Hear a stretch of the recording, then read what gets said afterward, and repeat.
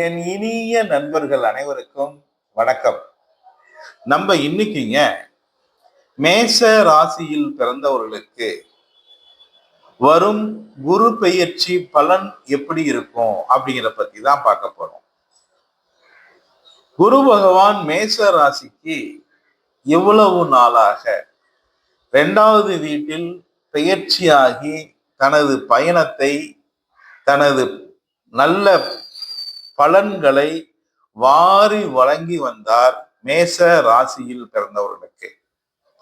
தற்சமயம் குரு பகவான் 11/5/2025 அன்று ஞாயிற்றுக்கிழமை பகல் மணி 1:24க்கு மிருகசீரிடம் நட்சத்திரம் 3ஆம் பாதத்தில் மிதுன ராசியில் பெயர்ச்சியாக போகிறார்.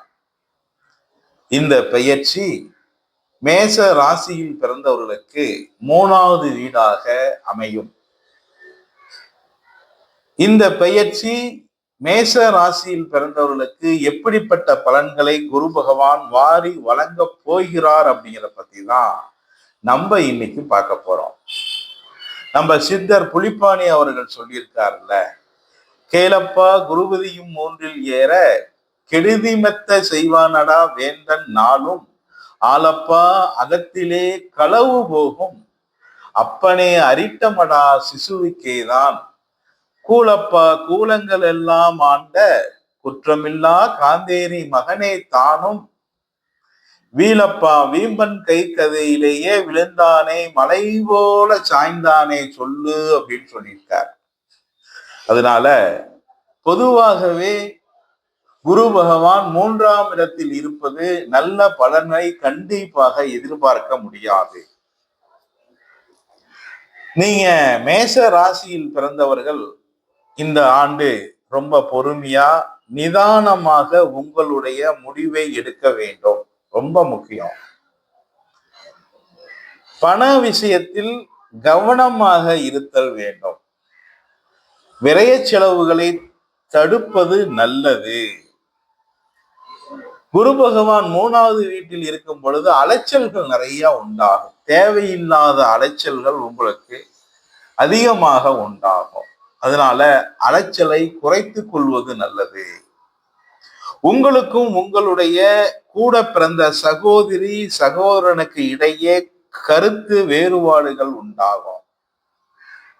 இந்த வேறுபாடுகள் ஒரு கொஞ்ச நாளைக்கு அப்படியே நினைச்சு நிற்கும். ஒரு அடிக்கடி சண்டை வரும்.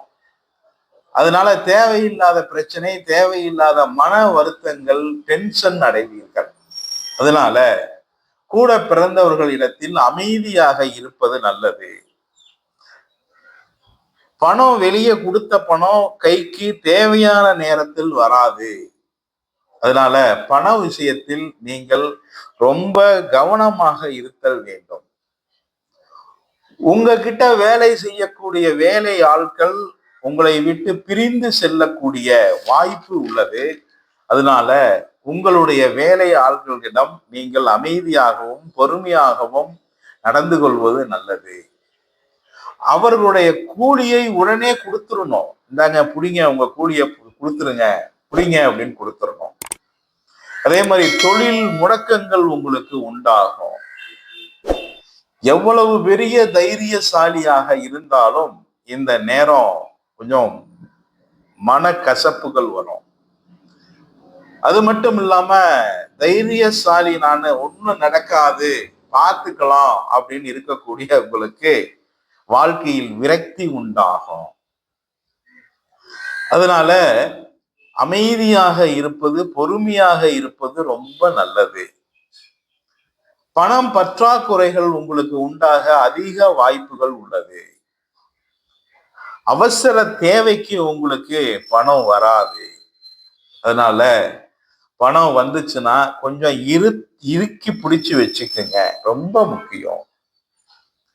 இசை, சங்கீதம், நாடகம், நாட்டியம், சினிமா, சிற்பம் இப்படி தொழில்ல இருக்கக்கூடியவங்களுக்கு தொழிலில் ஒரு மந்த நிலைமைகள் உண்டாகும். ஏன்னா குரு பகவான் 3வது வீட்டில் இருந்தால் விழுந்தானே மலை போல சாய்ந்தானே சொல்லு அப்படின்ட்டு நம்ம சித்தர் புலிப்பாணி சொல்லியிருக்கார். அதனால குரு பகவான் 3வது வீட்டில் பயிற்சியாகும் காலம் மேச ராசியில் பிறந்தவர்களுக்கு கொஞ்சம் விரக்தியான காலம். அமைதியாக பொறுமையாக இருப்பது நல்லது. குரு பார்ப்பின் கோடி குற்றங்கள் நிவர்த்தியாகும் அப்படின்னு சொல்லுவாங்க. இந்த குரு பகவான் மிதுன ராசியில் அமர்ந்து மேச ராசிக்கு 7வது வீட்டை பார்ப்பார். 7வது வீடு என்பது திருமணத்தை பத்தி சொல்லக்கூடிய வீடு. அதனால உங்களுக்கு கண்டிப்பாக வரன் தேடிக்கிட்டு இருக்கக்கூடியவங்களுக்கு ரொம்ப கஷ்டப்பட்டு திருமணம் முடியும். உங்களுடைய கூட்டு நண்பர்கள் மூலியமாக ஒரு லாபம் கிடைக்கும். அதே மாதிரி கூட்டு நண்பர்கள் கூட நீங்க புனித யாத்திரைகள் சென்று வருவீர்கள். கூட்டு நண்பர்கள் மூலியமாக இன்ப சுற்றுவிழா சென்று வருவீர்கள். திருமண முயற்சியில் உள்ளவர்களுக்கு கண்டிப்பாக திருமணம் நடக்கும். அதே மாதிரி இந்த மிதுன ராசியில் அமர்ந்த குரு பகவான் 7ஆம் பார்வையாக மேச ராசிக்கு 9வது வீட்டை பார்ப்பார். இந்த 9வது வீடுங்கிறது தந்தையை பத்தி சொல்லக்கூடிய வீடு. அதாவது உங்களுடைய தந்தையை பத்தி சொல்லக்கூடிய வீடு. அப்ப தந்தை மூலியமாக உங்களுக்கு லாபம் உண்டாகும். உங்க தந்தை உங்களிடம் ரொம்ப செல்லமாக நடந்து கொள்வார். அடடா, இவ்வளவு நாளா தொழில் பார்த்துட்டு இருந்தீங்க, இப்ப தொழில் முடக்கமாயி போச்சு, என்ன பண்றது அப்படின்ட்டு மன வருத்தத்துல இருந்தீங்கன்னா வேற யார்கிட்டையும் உதவிகள் கேட்காதீங்க. உங்க தந்தையிடம் உதவிகள் கேளுங்க. கண்டிப்பாக அவரு உங்களுக்கு செய்து தருவார். அதே மாதிரி தர்ம காரியங்கள்ல ஈடுபடுவீர்கள். இறைவன் அனுகிரகம் உங்களுக்கு உண்டாகும். கோயில் நிர்வாக பொறுப்பு உங்களை தேடிட்டு வரும். இருந்தாலும் 4 பேர் பப்ளிக்கா இருக்கிற பக்கம் ரொம்ப ஓங்கி பேசாதீங்க. அப்படி பேசினீங்கன்னா உங்களுடைய பேச்சு அங்கன எடுபடாது. அந்த இடத்துலயும் எதிரிகள் உருவாவாங்க. அதனால ரொம்ப கவனமா உங்களுடைய பேச்சு கரெக்டா பேசிக்கிங்க. அது ரொம்ப ரொம்ப முக்கியம். வாக்கு ரொம்ப அவசியம். யாருக்கும் எந்த நிலையிலையும் வாக்கு சொல்லாதீங்க. அப்பா நாளை காலையில காசை வாங்கிட்டு போயிரு, அல்லது இந்த பொருளை வாங்கிட்டு போயிரு அப்படின்னு சொல்ல வேண்டாம்.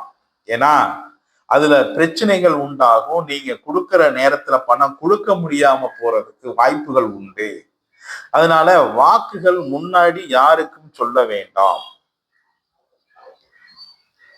மிதுன ராசியில் அமர்ந்த இந்த குரு பகவான் 11வது வீட்டை பார்ப்பார். 11வது வீடுங்கிறது உங்களுடைய லாபஸ்தானம், தந்தையுடைய 3வது வீடு, இளைய சகோதரர் ஸ்தானம். அதனால தந்தை மூலியமாக, தந்தை கூட பிறந்தவங்க மூலியமாக உங்களுக்கு லாபம் கிடைக்கும். என்னதான் பண்ணினாலும், என்னதான் தொழில்ல ஒரு சிக்கல்கள் நடந்தாலும் கூட ஓரளவுக்கு மேல வந்துடலாம், பிரச்சனை இல்லாம வந்துடலாம். அதே மாதிரி வெளிநாடு போகணும் அப்படின்ட்டு எண்ணம் உடையவர்களுக்கு கண்டிப்பாக வெளிநாடு சென்று வர வாய்ப்புகள் உங்களுக்கு கிடைக்கும். திடீர் வாகன யோகம் உங்களுக்கு அமையும். இருந்திருந்தாப்புல வாகன யோகம் உங்களுக்கு அமையறதுக்கு வாய்ப்புகள் உண்டாகும். அதே மாதிரி இரும்பு சம்பந்தமான தொழிலில் உள்ளவர்களுக்கும், பழைய இரும்பு சம்பந்தமான தொழிலில் உள்ளவர்களுக்கும் இந்த நேரம் தொழிலில் இருந்து வந்த மந்த நிலை மாறும். ஏனென்றால் குரு பகவான் 11வது வீட்டை பார்ப்பதால் இரும்பு தொழில் செய்யக்கூடியவர்களுக்கு இரும்பு தொழிலில் இருந்து வந்த தடைகள் அனைத்தும் மாறும்.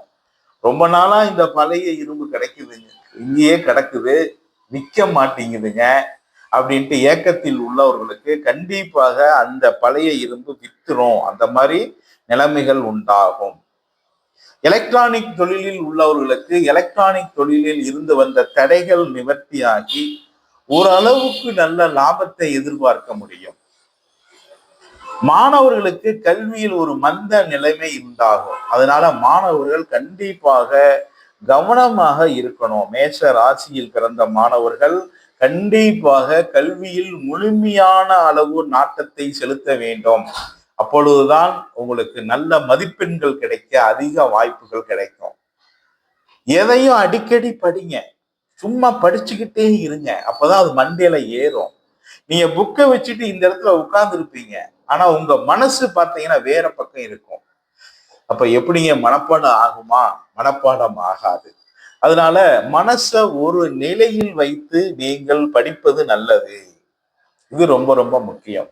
அதனால மேஷ ராசியில் பிறந்தவர்கள் ரொம்ப பொறுமையாக நிதானமாக முடிவெடுக்க வேண்டும்.